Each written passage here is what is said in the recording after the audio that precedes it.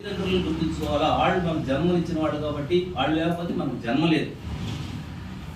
ఒక శిశువు పుట్టాలంటే మరి ఎంతో వాళ్ళు కష్టపడి చేస్తేనే ఆ రోజున పిల్లలు మనం ఈ రోజు పిల్లలుగా ఉన్నాం. కాబట్టి మన తల్లిదండ్రులు గౌరవించుకోవాలా.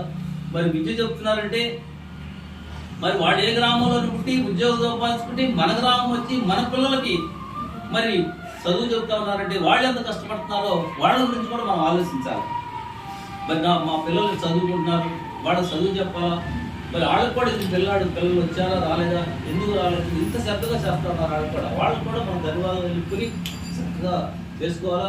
ప్రభుత్వ పరంగా అయితే ఎన్నో అవకాశాలు ఉన్నాయి. మీరందరూ కూడా మంచిగా చేస్తా ఉన్నది. ఏ రకంగా ఎంత ఏ వసతులు కావాలో మేము ఇస్తామని చెబుతా ఉన్నారు. ఇలాంటి సమావేశాలు దీనికోసం మీరు అడగొచ్చు.